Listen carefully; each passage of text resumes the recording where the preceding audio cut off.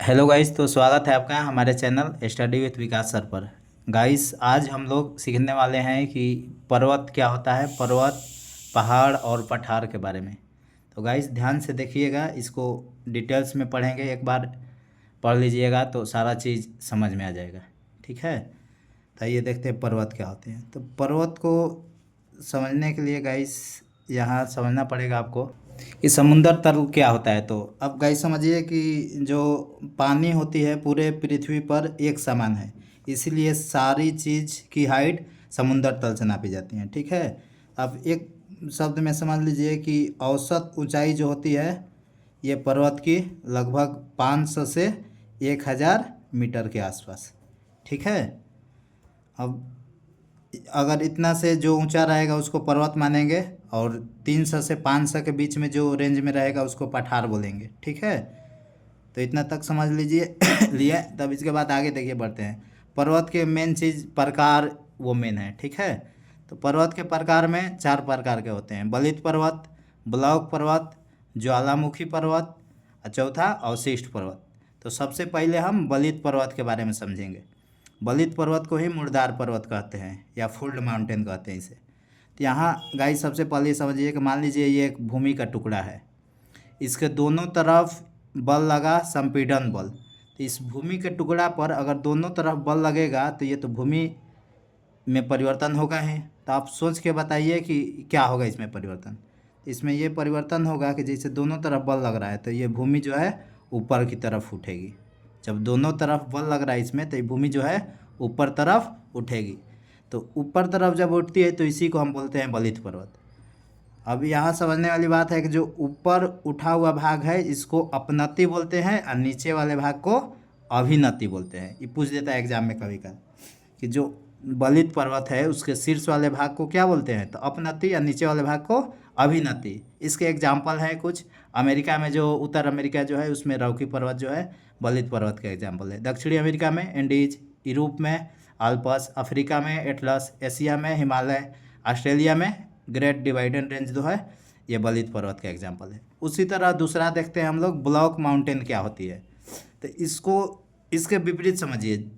जैसे इसमें होता है कि ये भूमि जो है, भूमि के टुकड़ा जो है इसमें खिंचाव आती है।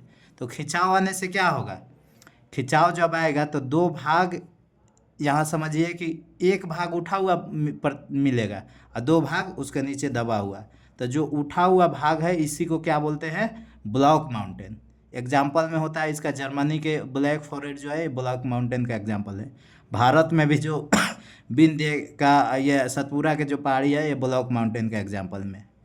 ठीक है, इसके आगे देखिए ज्वालामुखी पर्वत क्या होती है।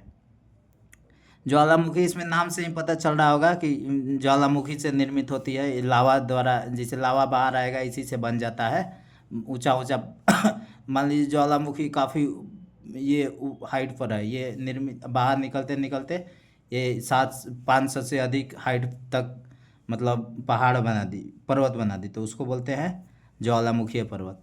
इसका एग्जाम्पल मेन चीज़ है तो अफ्रीका में किनिया, किलिमंजारो, कैमरून, ये सब जो है ज्वालामुखी पर्वत है। उत्तर अमेरिका में रेनियर है, शास्ता है, मैकिलने जो है ज्वालामुखी पर्वत है। दक्षिण अमेरिका में नाम सुने होंगे, माउंट एकांकागुआ, कोटापैक्सी, ये सब जो है ज्वालामुखी पर्वत है। ठीक है, चौथा पर्वत समझते हैं अवशिष्ट पर्वत क्या होता है। तो अवशिष्ट नाम से ही पता चल रहा होगा, अवशिष्ट मतलब किसी चीज़ का अवशेष। तो ये समझिए कि प्राचीन काल में जो पर्वत पहाड़ होंगे वो तो हवा, धूल, जैसे हवा के कारण, सूर्य के कारण और बारिश के कारण उसका तो अवक्षेपण होगा ही। तो अवक्षेपण के कारण जब अवशेष बचता है उसी को कहते हैं अवशिष्ट पर्वत। जैसे एग्जाम्पल में अभी है हाल ही में अरावली का पर्वत, चर्चा में भी रहा है हाल ही में अरावली जो है। तो अरावली जो है ये आपका अवशिष्ट पर्वत के अंतर्गत आता है। ठीक है, इतना चीज़ समझ में आ गया ना। इसके बाद देखिए, देख लेते हैं इसको शॉर्ट रूप में। यहाँ देख लीजिए एक बार में, बलित पर्वत ये हो गया, ये हो गया आपका ब्लॉक माउंटेन का ये ज्वालामुखी पर्वत के लिए हो गया, ये प्राचीन जो अवशिष्ट पर्वत है उसके लिए हो गया। शॉर्ट में यहाँ पर लिखे हैं, इतना समझ लीजिएगा, सारा चीज़ बढ़िया है। अब आगे देखते हैं पठार क्या होता है। तो यहाँ समझिए पठार की औसत ऊंचाई 300 से 500 मीटर होती है, जैसे कि पहले हम बताएं वीडियो में।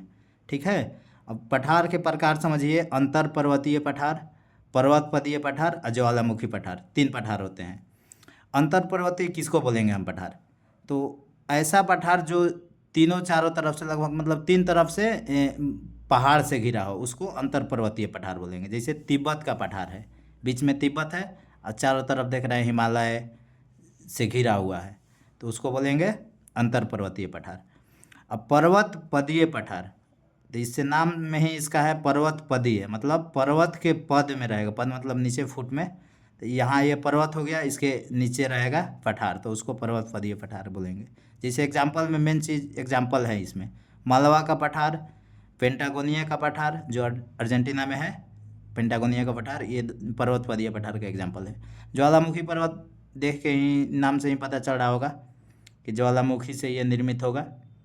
ठीक है, पठार, तो उसको ज्वालामुखी पठार कहते हैं। जैसे दक्कन का पठार, पठार भी समझ लिए, पर्वत भी समझ लीजिए। अब आगे है मैदान क्या होता है, मैदान के बारे में ध्यान से समझ लीजिए। तो मैदान, समतल प्रदेश को मैदान बोलते हैं। ठीक है, मैदान भी 3 प्रकार के होते हैं समझिए, संरचनात्मक मैदान, अपर्दनात्मक मैदान और निक्षेपणात्मक मैदान। संरचनात्मक मैदान किसको बोलते हैं? तो आप समझिए कि जैसे राजस्थान गुजरात जो है, अभी यहाँ रेगिस्तान है, देखे होंगे। ये कहा जाता है कि पहले ये समुद्र अरब सागर के अंदर था, ये बाहर आ गया है। ठीक है, अंदर हलचल हुआ होगा, तो भूगर्भीय हलचल के कारण इसका राजस्थान और गुजरात का निर्माण हुआ है, तो इसको बोल देंगे संरचनात्मक मैदान। ठीक है, जैसे इसका प्रमाण कैसे मिला, सांभर झील जो है वहाँ पर राजस्थान में, वहाँ झील कैसे आखिर बन गया? झील में तो बारिश के अगर पानी आएगा तो वहाँ तो खरा झील थोड़े ना ही होगा, तो खरा है इसके मतलब वो समुंदर का पानी है। इससे पता चलता है कि वहाँ पर भूगर्भीय हलचल हुआ होगा, जिससे वहाँ की भूमि ऊपर उठा होगा, जिससे वहाँ पर एक गड्ढा भी साथ में था, तो वो भी ऊपर उठ गया। तो इस कारण वहाँ पर झील की, समुंदर के पानी अभी तक अवशेष है। ठीक है, आगे देखते हैं अपर्दनात्मक मैदान। अपर्दनात्मक मैदान में ये है कि बाह्य कारक, बाह्य कारक का मतलब समझिए कि जैसे हवा हो गया, ये वर्षा हो गया, सूरज के प्रकाश हो गया, इसको बाह्य कारक बोलते हैं।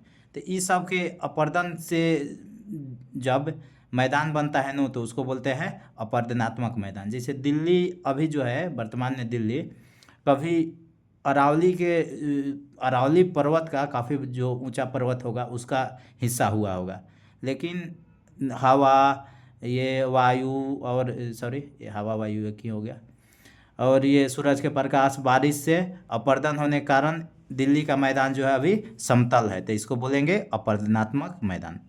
निक्षेपणात्मक मैदान उसको बोलते हैं जैसे बाह्य कारक द्वारा अवसाद से निक्षेपण होगा। जैसे समझिए एग्जाम्पल से ऐसे समझ लेंगे, जैसे पटना जो है, पटना सोन नदी देख रहे हैं और गंगा नदी देख रहे हैं, इसके पास में पटना है, तो वहाँ पटना, वहाँ पर निर्माण उसका कैसे होगा? तो पहले समझिए कि नदी से अवसाद आता होगा और हवा पानी द्वारा, हवा द्वारा उड़कर धूल मिट्टी एक जगह इकट्ठा होता होगा। काफ़ी साल पहले की बात हम ऐसे सोच रहे हैं। ठीक है, तो ऐसे होता होगा, तो जिससे एक खंड का मतलब निर्माण हो गया, उसी को बोलते हैं निक्षेपणात्मक मैदान। ठीक है, इस तीनों में सबसे बड़ा ये जो है निक्षेपणात्मक ही है। तो तीनों चीज़ हम लोग अच्छे से समझ लीजिए। पर्वत, पहाड़ और पठार कैसा लगा कमेंट करके वीडियो में ज़रूर बताइएगा। धन्यवाद।